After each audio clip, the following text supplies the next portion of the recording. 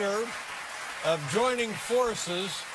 It's a national initiative to support and honor America's service members and their families. Ladies and gentlemen, please welcome the First Lady of the United States, Michelle Obama.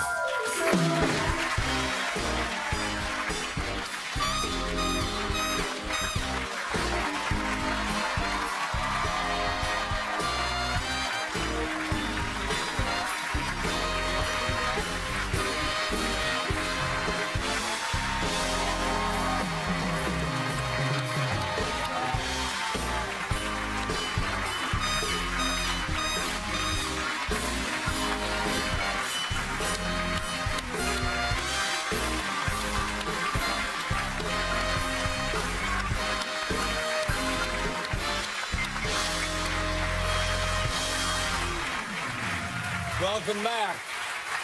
It's good to be back. It's great to have you back. You look great. Well, that's kind of you to say. That's true. But you're not under oath. I'm not.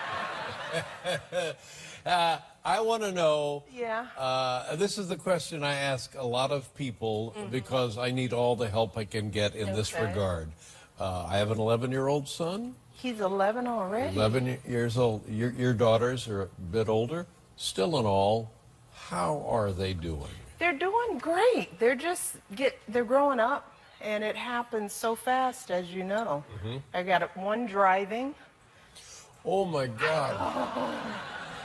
Yeah, she's out on the road. Really?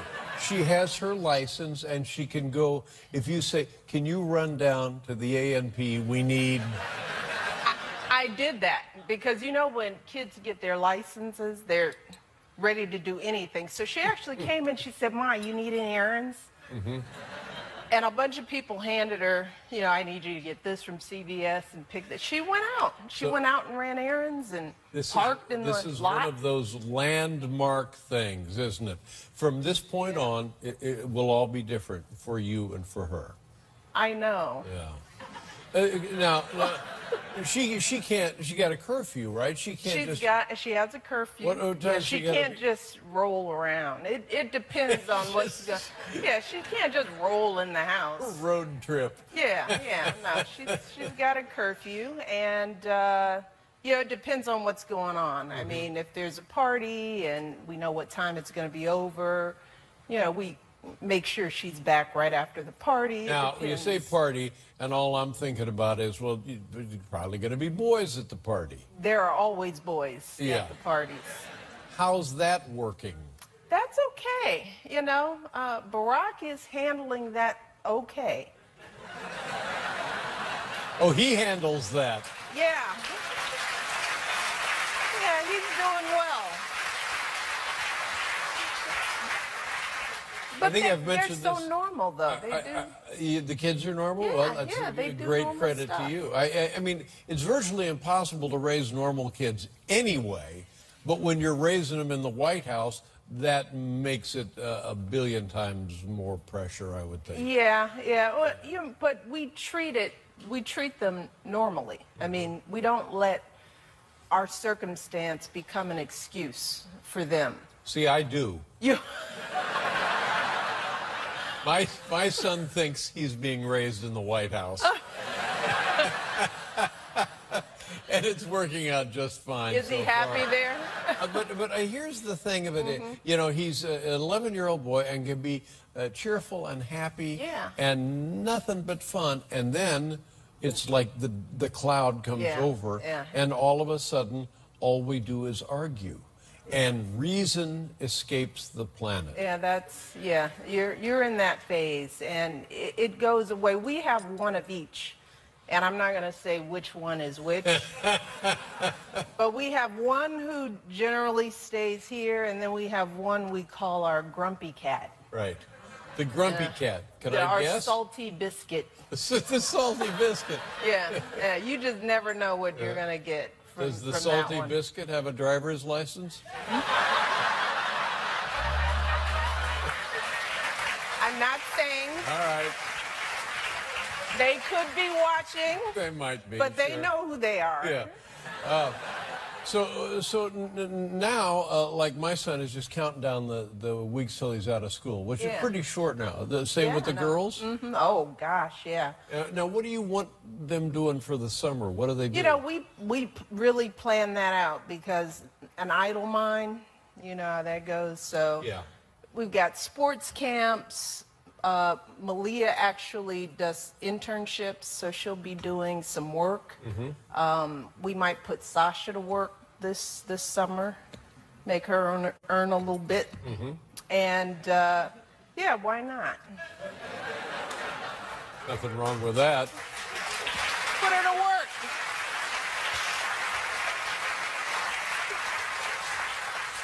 I'm retiring in a few weeks. No kidding.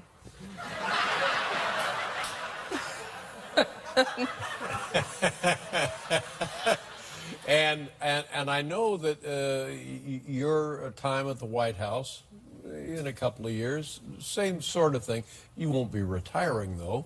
No. But do you ever glimpse that far down the road? What, like whether I'm going to be running for president or anything? I heard you.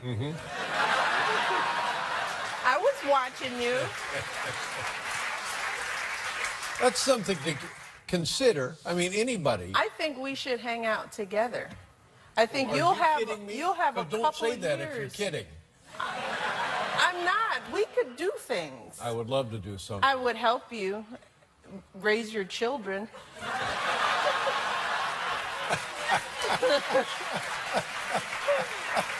I can help you through those dark times. That's both delightful and pathetic, isn't it? Did you hear what the president's wife is doing now? You seem so challenged. It's a scary thing for you. I can walk you through it.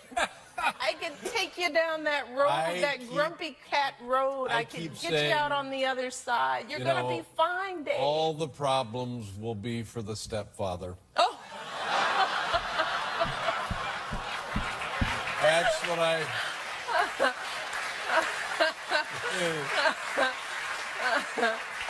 You got to hang in there. I will hang in there. It's the only thing that keeps me hanging, as a matter of fact.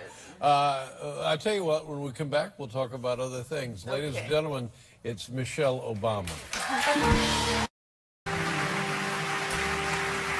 Mrs. Obama is here, everyone. I'm,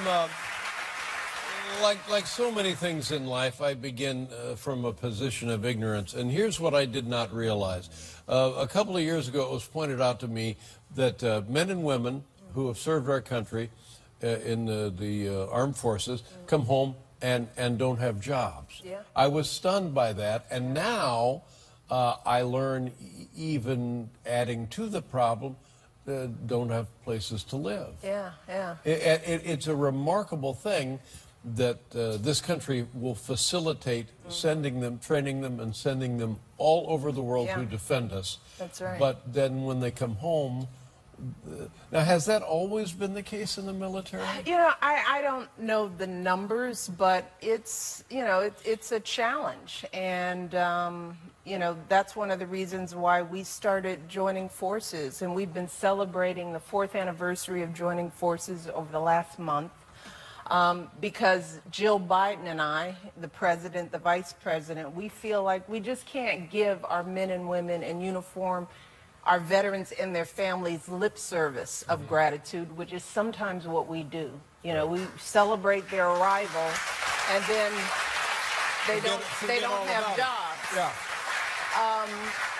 But here's the beauty, is that when leaders ask the country to step up on behalf of our men and women in uniform, they do. So in the area of employment, for example, in the last 4 years, businesses have hired and trained more than 850,000 veterans and spouses in 4 years. So we've seen the unemployment rate among veterans lower. And there's more that we can do because these businesses are finally realizing, look, we spend billions of dollars preparing and training these men and women. These are some of the most highly trained, highly skilled men and women in the country. And they're ready to serve in our businesses. And they're some of the best employees you'll have. So more and more businesses are starting to understand this problem, and they're stepping up. Yeah. Now, homelessness, as you say, is another issue. Now, I just want to clarify that the vast majority of men and women in uniform come back home. They build good lives. They do find jobs. They live in homes. But even if there's one veteran who's living on our streets, that's one too many. It's a disgrace. It should be an outrage. So, what I like about this is the solution is working. How is it facilitated? How do they get jobs? How do they find homes for themselves? Well, for the homelessness challenge, we issued a challenge to mayors and city officials all throughout the country to end homelessness by the year 2015. That's the president's goal. The VA is stepping up.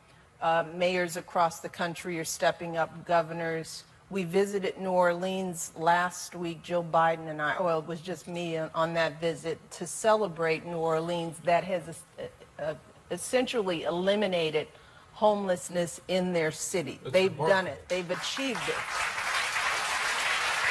And they've done it by focusing on the effort. I mean, there are wonderful nonprofit organizations out there that already know what to do, and it's about finding the veterans, getting them help, getting resources for them to pay security deposits so it can be done. LA has stepped up. Phoenix, Arizona, there are many cities on their way to ending this problem. What is the vet center? Is that where you go physically to find help or to get the aid? Jill and I visited a veterans center in Maryland last week to highlight the wonderful resources that are available to veterans, many of whom are out there living alone. They don't have a connection to the folks they served with. And these vet centers are there to provide resources that are tailor-made for many of these veterans and their families. And they're all over the country. They're friendly. Many of them are run by trained veterans who know this work. They know how to make veterans feel comfortable. And we need to make sure that the veterans out there know that these centers exist. They're mobile veteran centers that people can access. But these are important resources. We want to make sure folks go to joiningforces.gov to find out where their vet center is in their community. Now, before joining forces, were there resources available that men and women did not know about, or were difficult to access, or did not exist? That's always the case. I mean, because when men and women are discharged, oftentimes they just go back out into communities. Many of them sometimes don't even feel comfortable identifying as veterans because they don't know how they're going to be welcomed home. And that's on us as a nation. But one thing that made me feel really good during this visit, this vet center visit, is that we met with a Vietnam veteran who said to me and Jill, he said, whatever you all are doing is working. He said, because I never wore my veteran stuff. I never wore any hats or anything that indicated that I was a veteran because he was ashamed and he didn't get the recognition. But now he said folks stop him on the streets and they thank him. You know, he never goes out of the house now without something that indicates that he's a veteran because folks are stepping up. They're recognizing that these men and women have served us and that we have to step up for them. We have to show them our gratitude in ways big and small and step by step. Well, we can change this. One of a million heartbreaking stories that the person was ashamed to let the world know that he had served. Well, we can change that. You know, that's the beauty of it. It's on us. And I remember that the people would always invoke the GI Bill, that they would be able to go to college on the GI Bill and maybe get a house loan on a GI Bill and on. Do those things still exist? The GI Bill still exists. There's still resources out there. There are great health care options. There are still challenges with the system because we need to fund the VA better than we do. We have work to do, but these resources exist, and we need to make sure that every service member and every veteran knows what resources are available to them. And joiningforces.gov is a place folks can go to find out what's accessible. Well, nice going. I mean, it's always great to attack a problem, but to see results, and in the case of, you cited in New Orleans, to have it be nearly 100% successful is just remarkable. Well, everyone is stepping up. We're just shining the light, and that's why it's important to have leaders in the White House who are committed to this issue. And this, I hope that whoever is in the White House next sets the bar even higher than we have. This can never be a problem again in this country. We should be ashamed of ourselves. It is. It's shameful. And again, I don't know this, but I have a feeling that the numbers of returning veterans now are greater than any other time maybe in the history of this country.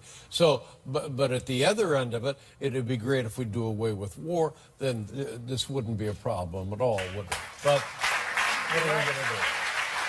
And then now I want to talk about education, because I'm a graduate of Ball State University. Go Ball State. Go Cardinals. Go Cardinals. Yeah, where did you go? Princeton. Go Tigers. Yeah, Tigers. We'll be right back.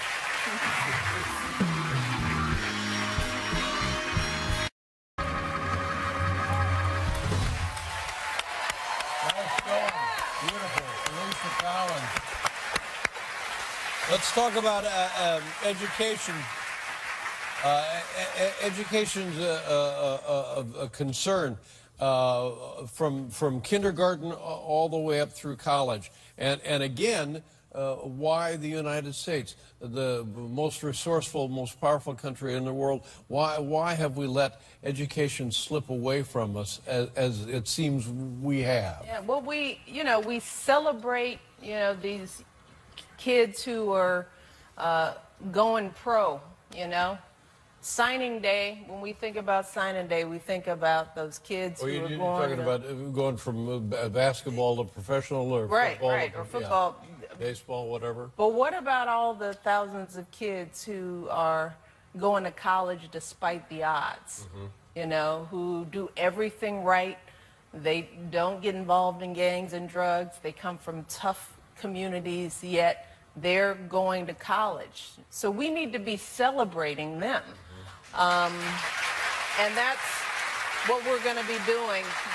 Tomorrow, I'm headed to Detroit, and we're going to be doing a huge signing day for kids who are graduating from high school and continuing their education, either a 4-year, 2-year, or vocational program. So that's what we want signing day to be in the United States of America. What can people do to help a kid who may be, because I think it's obvious now, going to high school is fine.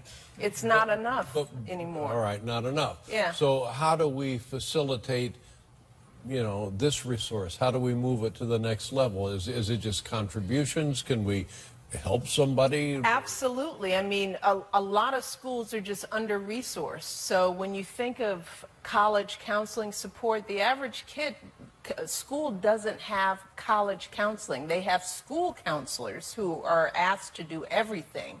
But who's helping these kids with financial aid applications? There's money out there for kids that they don't even know they can access. What do kids who've never been on a college campus know about what it's like to go? So universities can step up and create programs to prepare and mentor kids into college.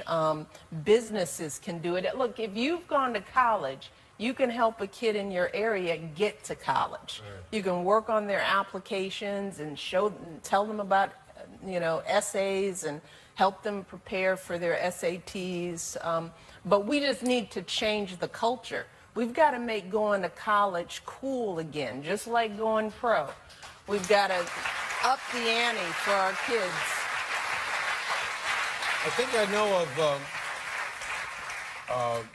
maybe this is Jeffrey Canada. Maybe this is what his program is all about, where kids get a pal, a buddy, somebody to help them through the maze of high school and then college applications. And it's pretty much a guarantee that under that guidance, they're going to get that degree. And there are great programs out there. Jeffrey Canada, as you say, he's just been amazing. And there are wonderful resources out there. But if kids don't know about college, they don't know that that's a dream they should have, you know, we've got to kind of start there. And we've got to make college as glamorous as, See, I'm surprised that no longer is a dream for kids to go to college. You know, what do we celebrate? We celebrate athletes. We celebrate, you know, we celebrate the celebrities. We celebrate reality TV. Kids want it quick and fast. They want to be famous. Right. They, you know, and what are the chances of a kid going pro? But we know the odds of a kid who goes to college and gets an education. I had to go to college. When I was a kid, I had to go to college, and I was going to be the first person in my family to graduate college. Yeah. Now, were you driven like that when you were a kid? It was an expectation in my household, and my parents who didn't go to college just knew innately that that was just something we had to do. Yeah. So it was never a question, even though we didn't have resources. And that's something I tell parents out there. You don't have to be a college graduate to set that bar for your kids in your home. I remember the day my parents sat me down and they said, Dave, it's time to go to college. They said, Dave, if you don't go to college and graduate, there's no way you'll get a talk show. And look at you now. I remember that. Yeah, look at me now. Look at you now. We're so proud of you. Oh. Thank you very much. You made something of yourself.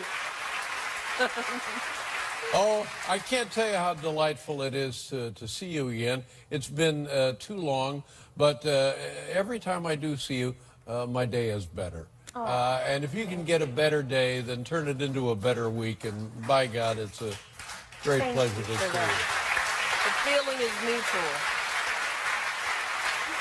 Now, I know that there's something, I don't know if it's supposed to be a surprise, but I hope it's a surprise. We have something. All right, tell people what we have here. Well, I'm here because you're leaving. And you've been just a tremendous support to me, to my family, but mostly to our men and women in uniform and our veterans. It's been a great association for us. You've been just such a huge supporter, so we decided to pay tribute to you. We have here with us today the President's own United States Marine Band. Whoa. In honor of you, Dave. Really?